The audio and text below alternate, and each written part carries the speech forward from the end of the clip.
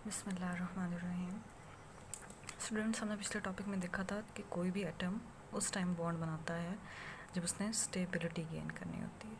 आज का हमारा टॉपिक है एनर्जेटिक्स ऑफ बॉन्ड फॉर्मेशन, यानी हमने एनर्जी में तब्दीलियों के बारे में पढ़ना है जब भी कोई बॉन्ड बनता है।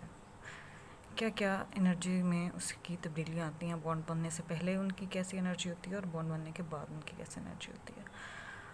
अगर कोई भी हमारे पास दो एटम हैं, let's take the example of hydrogen atoms, ठीक है। अगर वो बॉन्ड बनाना चाहते हैं तो बॉन्ड बनाने से पहले उनमें दो तरह की फोर्सेस होती हैं, that are attractive forces and repulsive forces. इस एटम में भी ये दोनों फोर्सेस मौजूद हैं, अट्रैक्टिव फोर्सेस और रिपल्सिव फोर्सेस, और इसमें भी ये दोनों मौजूद हैं। अब होता क्या है कि बॉन्ड बनने या ना बनने का इन्हिसार इस बात पे होता है कि अट्रैक्टिव फोर्स का मैग्नीट्यूड ज़्यादा है या रिपल्सिव फोर्स का मैग्नीट्यूड ज़्यादा है। फॉर एग्ज़ाम्पल, हम डेली लाइफ से एक एग्ज़ाम्पल ले लेते हैं। आप क्लास में एंटर हुए तो आप जब न्यूली क्लास में एंटर होते हैं, आप देखेंगे इधर उधर स्टूडेंट्स को, ठीक है। किसी के साथ आपको अट्रैक्शन फील होगी और किसी के साथ आपकी अंडरस्टैंडिंग नहीं बनेगी। तो आप किससे दोस्ती करेंगे? जिसके साथ आप अट्रैक्शन फील करेंगे या जिससे रिपल्शन फील करेंगे? ऑफ कोर्स जिसके साथ आप अट्रैक्शन फील करेंगे, आप उसी से ही फ्रेंडशिप करेंगे ताकि आप स्टेबल हो सकें, ठीक है। अपनी लाइफ में आप स्टेबिलिटी, ना कि अनस्टेबिलिटी का शिकार हो। तो इसी तरह एटम्स में भी ये दोनों फोर्सेस होती हैं, अट्रैक्टिव फोर्सेस भी और रिपल्सिव फोर्सेस भी। अब अगर फोर्स ऑफ अट्रैक्शन होगी तो बॉन्ड बनेगा या नहीं? अगर फोर्स मैग्नीट्यूड अट्रैक्टिव फोर्स का ज़्यादा होगा तो हमारे पास बॉन्ड बन जाएगा।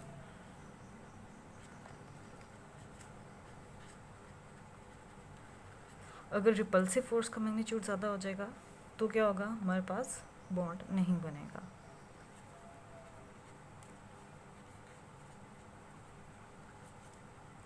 ठीक है।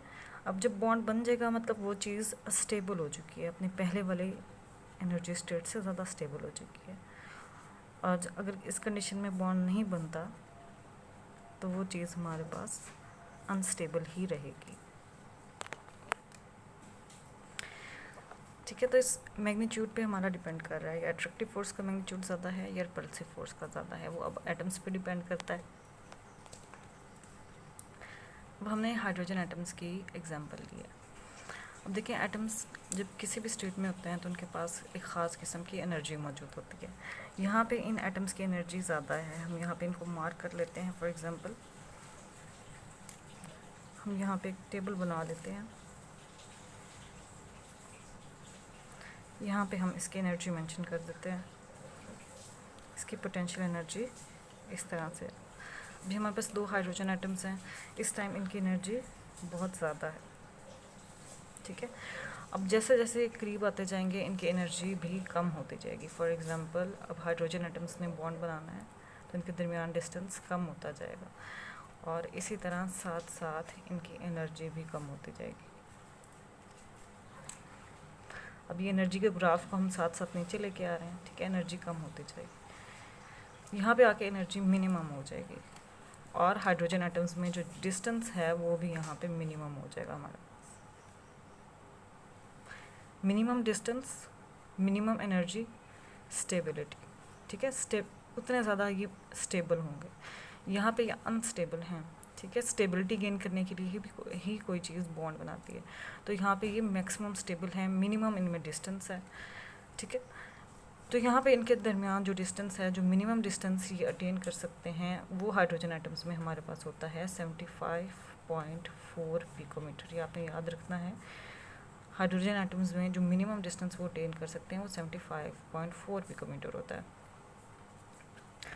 तो इसी वजह से हम इस डिस्टेंस को हम बॉन्ड लेंथ का नाम दे देते हैं।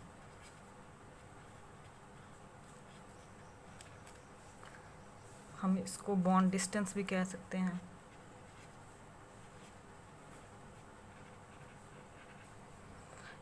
या इसको हम कॉम्प्रोमाइज़ लेंथ भी कह सकते हैं। कॉम्प्रोमाइज़ डिस्टेंस यानी दोनों ने कॉम्प्रोमाइज़ कर दिया ना,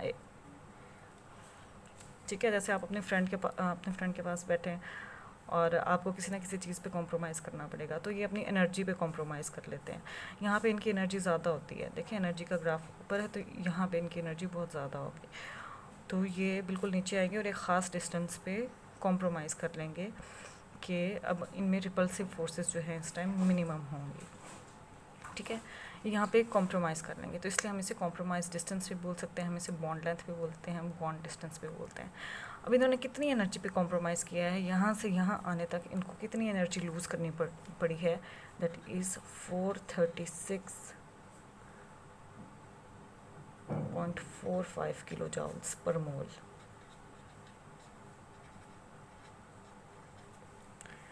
तो इतनी एनर्जी इन्होंने रिलीज़ कर दी है स्टेट से स्टेट में आने के लिए, यानी इस टाइम ये अब ज़्यादा स्टेबल हो गए हैं। पहले इनके पास एनर्जी ज़्यादा थी और अब एनर्जी इनके पास मिनिमम है जो ये अटेन कर सकते हैं, तो इस टाइम ये ज़्यादा स्टेबल हो चुके हैं। अब ये है कि यहाँ पे आपकी बुक में आपको ग्राफ यहाँ पे इंक्रीज़ होता हुआ नज़र आ रहा है, यानी एक दफ़ा मिनिमम एनर्जी डिक्रीज़ होने के बाद में ग्राफ इंक्रीज़ हो रहा है। तो उसकी क्या रीज़न है वो भी हम देख लेते हैं कि ग्राफ इंक्रीज़ क्यों हो रहा है। देखिए हाइड्रोजन एटम्स इस तरह से होते हैं, फॉर एग्जांपल हमारे पास ये एक हाइड्रोजन एटम है, ये इसका न्यूक्लियस, ये इसका इलेक्ट्रॉनिक क्लाउड, और एक हाइड्रोजन एटम हमारे पास ये है। ठीक है, अब जब ये बॉन्ड बनाएंगे तो क्या होगा, इनकी जो इलेक्ट्रॉन डेंसिटी है वो आप लोगों ने पहले भी पढ़ा हुआ है कि उनकी इलेक्ट्रॉन डेंसिटी इनके सेंटर्स में मैक्सिमम आ जाती है। इस तरह से इलेक्ट्रॉन डेंसिटी, अब ये बॉन्ड बनाएंगे, मिनिमम डिस्टेंस अटेन करेंगे, इनके इलेक्ट्रॉनिक क्लाउड्स ओवरलैप करेंगे, इलेक्ट्रॉन की शेयरिंग होगी, तो क्या होगा कि जो इलेक्ट्रॉन डेंसिटी है वो मैक्सिमम दरमियान में आएगी। तो हम कुछ इसकी शेप इस तरह से बना लेंगे। ठीक है, इसकी इलेक्ट्रॉन डेंसिटी मैक्सिमम इसके दरमियान में आती है, यहाँ पे एक न्यूक्लियस होता है और यहाँ पे एक न्यूक्लियस होता है। अब इलेक्ट्रॉन डेंसिटी मैक्सिमम दरमियान में आ गई, अब बॉन्ड बन चुके हैं। अब क्या पॉइंट होता है कि न्यूक्लियस और न्यूक्लियस की आपस में रिपल्शन होती है। ठीक है, तो ये दूर जाना शुरू कर देते हैं। अब इनके मूवमेंट एक रबर बैंड की तरह होती है, ये कांस्टेंट, जब ये बॉन्ड बन जाता है तो ये फिक्स्ड नहीं होते हाइड्रोजन एटम्स अपनी जगह पे, बल्कि एक इलास्टिक बैंड की तरह होते हैं, इस तरह से पड़े हुए हैं, और इस तरह से ये कॉन्टीन्यूसली होते रहेंगे, यानी कि एनर्जी इनकी डिक्रीज़ और इंक्रीज़ होती रहेगी। ये डिपेंड करता है कि अट्रैक्टिव फोर्स ज़्यादा है या रिपल्सिव फोर्स ज़्यादा है। अगर रिपल्सिव फोर्स ज़्यादा होगी तो बॉन्ड अल्टीमेटली टूट जाएगा, अगर अट्रैक्टिव फोर्स ज़्यादा है तो वो वापस अपनी उसी पोजीशन पे आएगा। फिर न्यूक्लियर रिपल्शन होगी, न्यूक्लियस और न्यूक्लियस के दरमियान रिपल्शन होगी, तो फिर वो वापस से इसी तरह से जाएगा। यानी आप सोचें एक रबर बैंड इस तरह से है कि जब ये वापस रिपेल करेंगे तो ये वाला एटम इस साइड पे जाने की कोशिश करेगा और इसी तरह से ये वाला एटम अपनी इस साइड पे जाने की कोशिश करेगा, यानी हाई एनर्जी अटेन करने की कोशिश करेगा, अपनी इस वाली स्टेट में जाने की दोबारा कोशिश करेगा।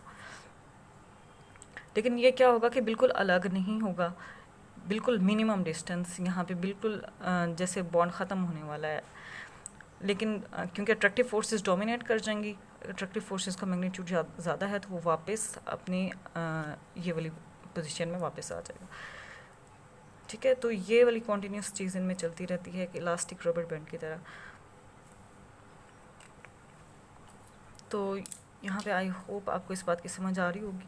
ठीक है, तो न्यूक्लियस में रिपल्शंस की वजह से ये एनर्जी दोबारा इनकी इंक्रीज़ हो जाती है, फिर डिक्रीज़ होती है, फिर इंक्रीज़ होती है, तो ये चीज़ कॉन्टीन्यूसली चलती रहती है। अट्रैक्टिव फोर्स, जब भी कोई बॉन्ड बनता है तो अट्रैक्टिव फोर्स डोमिनेट करती है। ठीक है, दूसरी कंडीशन में अगर रिपल्सिव फोर्स किसी चीज़ में डोमिनेट कर जाए तो वहाँ पे बॉन्ड नहीं बनेगा। बॉन्ड बनने की कंडीशन में अट्रैक्टिव फोर्स का मैग्नीट्यूड रिपल्सिव फोर्स से ज़्यादा होना चाहिए। यहाँ पे आज हमारा ये छोटा सा टॉपिक था एनर्जेटिक्स ऑफ बॉन्ड फॉर्मेशन, वो ख़त्म हो गया है। ठीक है, और अगर आपको लगता है कि आपने कुछ भी इन्फॉर्मेशन इस वीडियो से गेन की है, आपको वीडियो इन्फॉर्मेटिव लगी है, तो आपने इस चैनल को सब्सक्राइब ज़रूर करना है ताकि मैं आपके लिए और इस तरह की वीडियोस बना सकूं, और कमेंट करके मुझे लाजमी बताना है कि आपको वीडियो कैसी लगी। लाइक करें, शेयर करें अपने फ्रेंड्स के साथ। Thank you so much.